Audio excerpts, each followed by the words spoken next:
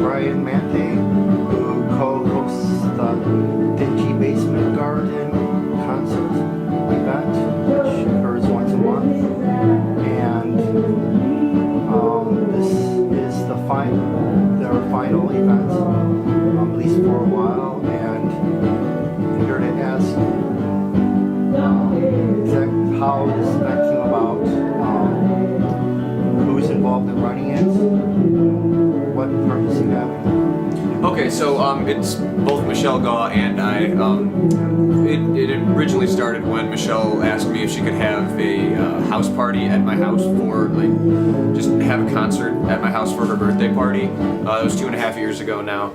She, when she asked me, I had originally thought, there's no space in my house, so I didn't think that it would be something that was feasible.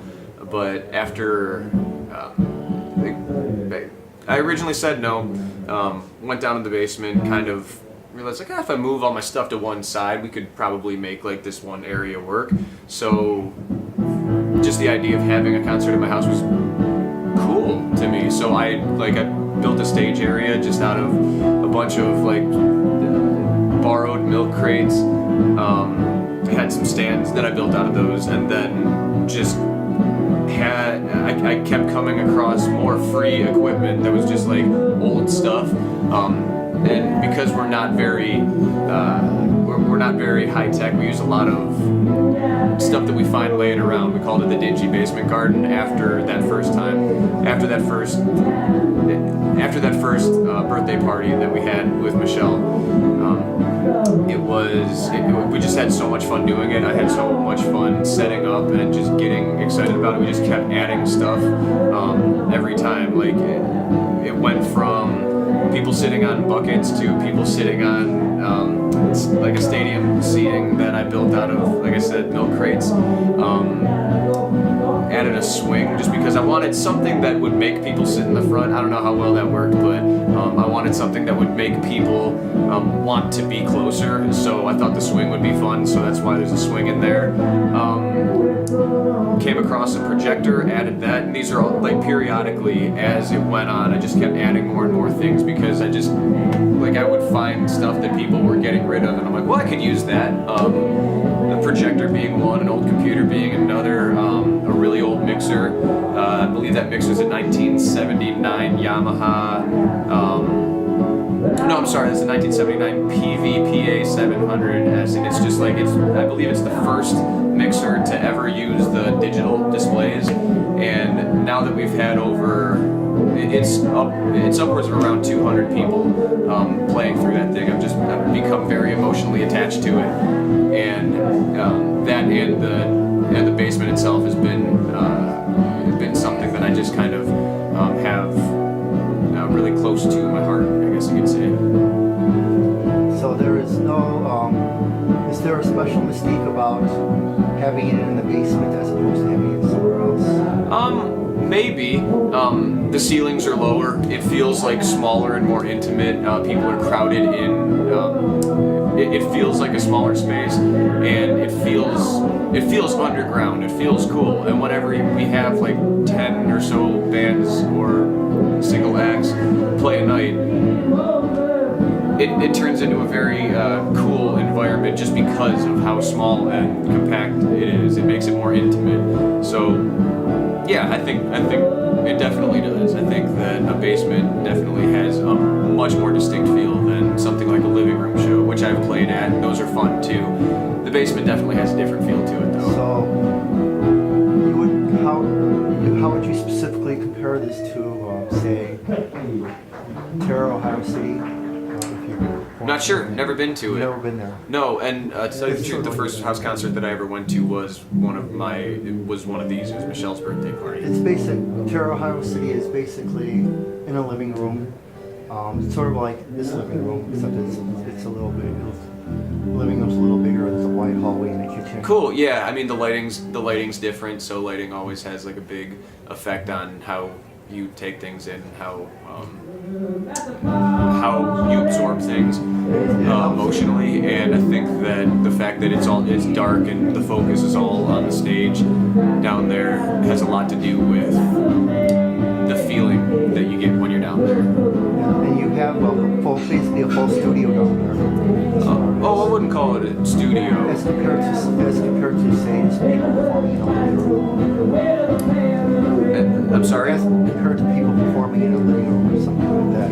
Well, I mean, we have a mixer, but that's about it. We have a mixer and we have some really inexpensive speakers that we just run it out from. So I don't know if I'd necessarily call it a studio, but it's a live room. It's a fully functional live room. Yeah, that's the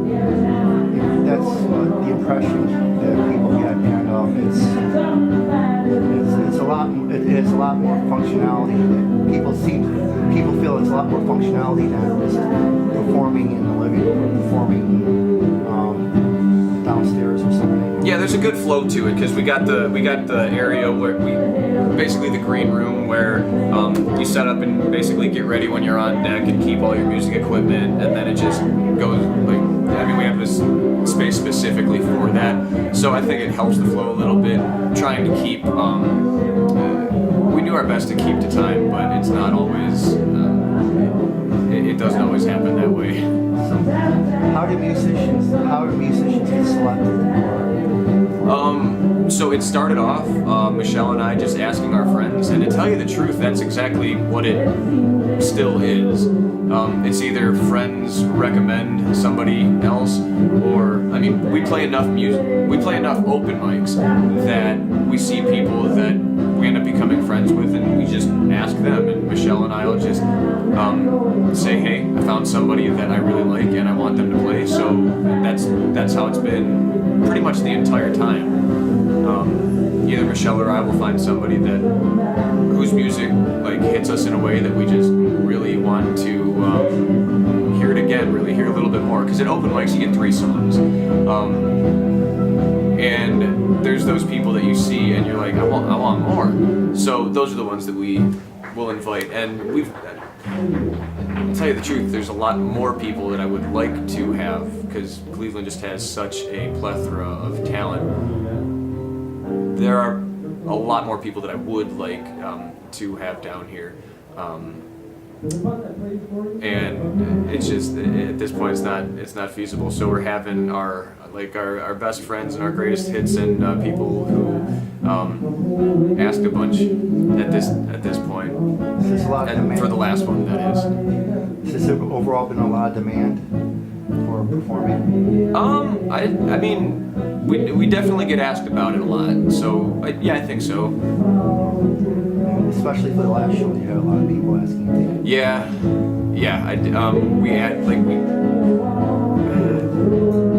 We're trying to stick to schedule. It's one of those things that doesn't happen, and when we add 4 more hours to what it usually is, it's gonna get chaotic, I'm sure. That's something that we kind of expect, plan for, and just deal with.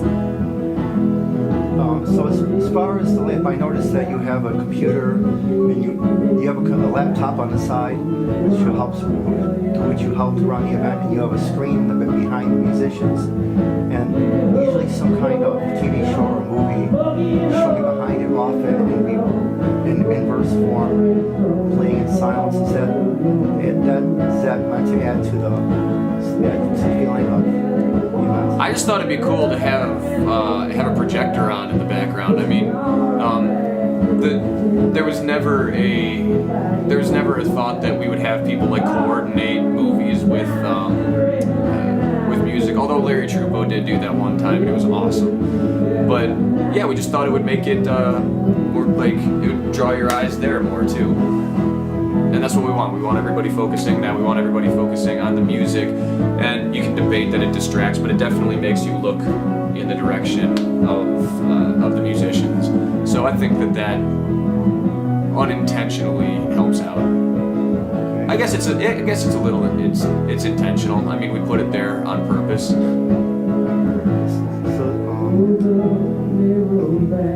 So if you thought about that in terms of the overall feeling, is add the projector. And tell you the truth, not none of this has a ton of planning or forethought. Just ask the people who play here, who sometimes don't know when their set time is. It's totally my fault. I mean, there's been times where like I forgot to tell people where it was. Usually if people ask me what the lineup is, I don't know. I just I asked somebody to play, wrote it down, and I have to run to I think you asked me yesterday who's playing tomorrow, and I was like, gee, I don't remember. I have to look because I write it down. Give set times when somebody tells me, hey, I need to know when I'm playing. I'm like, oh, okay, so I put it together. There's not a ton of planning or forethought in most of it, and I think that's apparent to a lot of people. But same thing with the projector. It was like, oh, it'd be cool to have a projector. It's more in the way of lighting.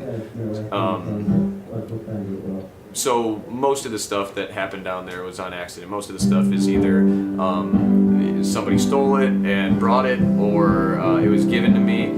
It's not, none of it, there was no design idea when it came to the way that it looks or what we play on in the back, or even the aesthetic didn't have a ton of forethought. It was just, hey, I have a basement, I want to make a stage. What does a stage have? And then I basically just put everything that they have at venues there. Lighting, a little bit to draw your attention towards the stage, a bar in the back, and that's how that came together. Was not a ton of planning, just, oh, that would be cool. So feeling your way through it along as you go on. Yes. Okay. Yes. Are there any, do you like to describe any memorable moments that have occurred over? Every single, every night that we have somebody there, I'm trying to, I can't think of a single, really exceptional one, except selfishly the band that I played in last night when Googie closed. That was really special for me for a lot of reasons. One, he wrote the set specifically for that. He wrote all the songs specifically for that night. The crowd seemed to respond the exact way that you would want it to. I got to play in it, so selfishly that one. But we've had so many incredibly talented people in here that I don't think one thing stands out. It's all what it is, and it's a good thing. It's a great thing, and yeah, I'm always waking up on the days that we do these, and it feels like Christmas. Just waking up, because it's like, oh, it's today, and then I run around, try to remember everything that I forgot to do, buy toilet paper, buy anything that we're going to go through a lot, try to figure out food, which is also another day of thing almost always. It doesn't have a ton of planning. So you have, there's John Googie, I just came here. What's I gonna say? So it's very spontaneous, and you talk to people afterwards upstairs here, and hang out, and you have the chess set, and they play chess. Some people do. Any memorable chess games? Any memorable chess games? Joe Boda beat me when I was really messed up. Still upset about that. Any memorable chess games? I don't know how I describe a chess. I'll do my best to describe an intense chess game. So we opened up and the beginning game, the pawns come out, and then you get a bishop activated and then a knight activated, and you're like, okay, you see the game developing, and then someone grabs one of your pieces out of nowhere, and you're like, oh shit, and he starts just going all over with his queen, wrecking your stuff up, and then you come back and win. That's my whole thing. You remember last night's chess game? How do you think that would fit? I remember forfeiting it. was also the game between James and the game that ended. Mm-hmm. Yeah, that was Jim took a pretty hard loss there. I think they both tried as hard as possible to lose. Yeah, you think so? You know, Don't tell them that. they both admitted that right then and there. I think they were sort of distracted during that. So it was a great night. I thought so too. Okay. Finally, you're leaving Yes. Cleveland. Well, where are you moving? So we're figuring that out on the way, honestly. We're going to Southeast Asia for an indefinite amount of time. We're going to be in the Philippines for 30 days. We're flying out to Cambodia, Siem Reap after that, and taking the 30 days in Cambodia, in the Philippines to plan for what happens after Cambodia, and then planning it out that way. It's what we did last year, and it was an incredible adventure. We had such an amazing experience that we're doing it again this year. While we're out, we'll be applying for jobs. I don't know how smart that is, but I'm definitely looking forward to it, regardless of the perception of how smart or stupid it is. So you're not determined as to where you're going. Nope. You will be playing music regardless. Yeah. Fine. Yeah, wherever I go, I will be around music, and I will be making it, and I will be trying to absorb as much as I can from the area that I'm in. Right. So, about your history, how'd you get into music? I thought electric guitar was cool when I was 13. Bought it, actually got it at the same time that James, everybody calls him James Delacus, got guitar at the same time that he did, and he progressed a lot more than I did on that thing. He can do things on that guitar that I don't understand. But yeah, it was just a cool thing to have. And then I guess the idea that I could mimic the songs that I really enjoyed, I could play a version of them, really kind of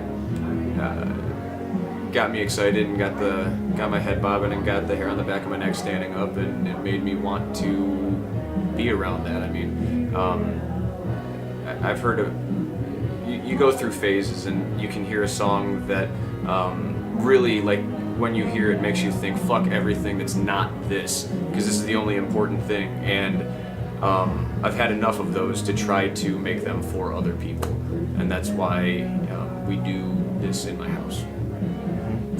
So, is there any type of music you prefer? No. For playing? Nope. All types of music. Oh, playing? Playing. Oh, playing. I play folk music because it's easy. I can play 3 chords. You add a harmonica to it, your songs sound a little bit less naked. But yeah, that's why. Because you can feel because it only takes 3 chords to feel something. And so I've been sticking to that format. Not necessarily intentionally, it's just the way it's gone. What meanings do you get from music? Meanings? Meanings. What does it specifically mean to you to play or to hear music? I like listening better than I like playing, honestly. I only play I only play things that I only play the things that impregnate my brain to the point where I need to recreate that. It's just been in my head so much, it just feels a little bit better to play it out. So those are the songs that, like, you'll catch me playing. Or on a rare occasion, I will write something, like a thought will happen that I think's worth writing down, and I turn that and it turns into something that I enjoy enough to hear myself sing and play.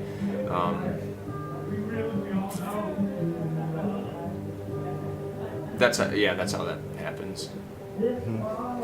Okay, and finally, what is the history and the significance of the Meganne Stepka swing? What? The history and the significance, what would you put to the Meganne Stepka swing, the swing downstairs? I put a swing there, and I realized that Megan's last name started with the same letter as swing, and I thought it'd be cool to call it the Stepka swing, and she is a very artistic person, so I'm like, Meganne, will you just draw like your M on this, and we'll just make this your swing? That's it. Same thing, like the planning and the lighting, just not a ton of thought went into it. Just, oh, that seems like a cool idea, so we did it. So, Just like the basement. yes, I noticed that the swing being out there up front has a significant effect on